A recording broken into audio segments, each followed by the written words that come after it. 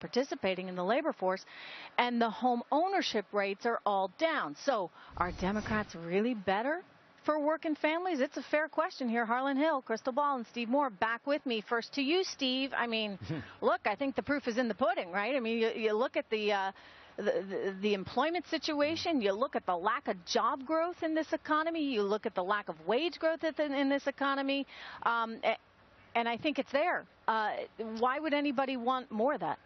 It's a big problem for Hillary, no question about it, because, you know, the Democrats this week are trying to play Morning in America, and most Americans don't think it's Morning in America. They do see those statistics. They feel them at the kitchen table, all the ones that you just mentioned. I'm going to mention another one, Trish, that you did not say, which is a big problem for Democrats.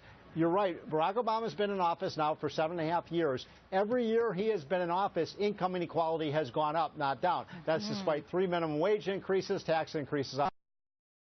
All these income redistribution policies have made that statistic worse. So why do you think that's happened? Because when you put redistribution over growth, you get neither. So we've gotten neither growth nor much help for low-income people. The best thing, as Donald Trump said the other night, the best way to help low-income people is to get them good-paying jobs. What is Hillary's agenda to do that? More of the same. Okay, let me go over to Harlan, because I think what's very important here is why is it that 8 years into this administration, we're continuing to see an anemic recovery. Harlan, is this in part, as Steve suggests, because there's been this redistribution issue? Is it also because of crony capitalism, where corporations are put ahead of the American people? Without question. Look, if you look at Wall Street and if you had indexed to the S&P, when Obama was elected and then come out now, you would have done very well. So if you're in the top 1%, if you're an investor, that's great. You've done well. But if you're just trying to make it, if you're a single mom just trying to make it, or you're trying to put your kids through school, things have not gotten better. As you said, household income is down or flat, depending on what metric you look at. Well, you adjust for inflation. If you adjust for inflation, it's down. Yeah. I mean, labor participation's down. So there are real problems here, and I'm not really hearing a coherent message from the Democratic establishment, and I'm hearing a sort of... I'm hearing a message. Crystal, the message is we just need to give people more money. We need to give them, more in the way of handouts. But I would argue you need to give people more opportunity. Well, absolutely, people need more opportunity. And one thing I do want to agree with, I do think that this is a big challenge for Hillary Clinton and the Democratic ticket, because wages have been stuck. Now, I will point out the last time that wages were on the rise was the last time we had a Clinton in the White House. So these are global trends we're talking about.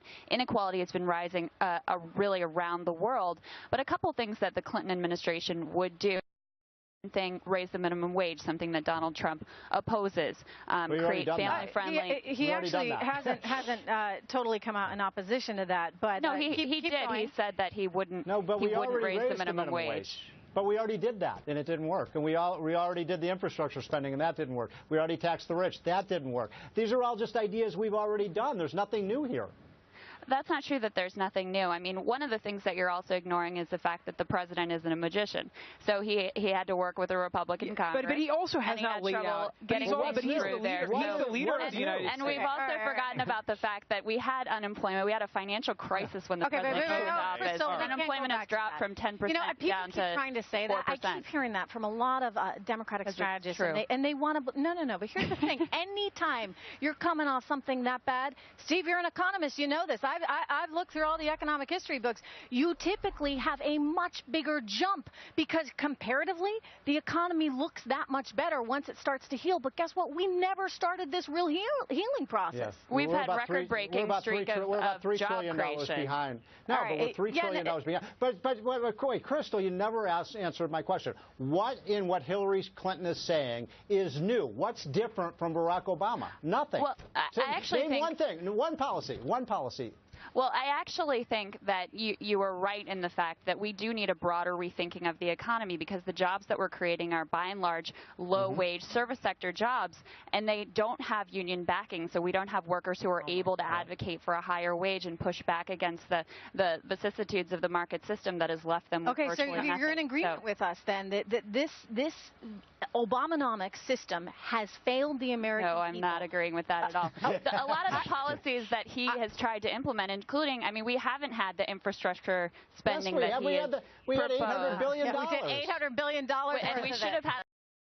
I mean, look at our roads and bridges. Right. Yeah, because you know what? You might as well take people's money and spend it on roads and bridges. Roads and bridges that go into it would create a lot of jobs. Your favorite companies, but it didn't create all because they'll help bankroll your campaign. It did create a lot of jobs. And they were ephemeral. Where are we I gotta in the leave it there. economy Harlan, now versus Crystal, where we Steve, started? I think, as I said in the beginning, the proof is in the pudding. People know that our economy lower is in unemployment, lousy shape. Why would they give a Democrat 4 more years? Democrats calling for more big government spending at the convention, but a new report shows pension returns are taking a huge hit, and that's hurting cities and it's hurting states across the country. Our own Adam Shapiro has more on what this means for you, the state of our economy, and why it matters so much in this year's election. That's next. I'll see you right back here live from Philly after this.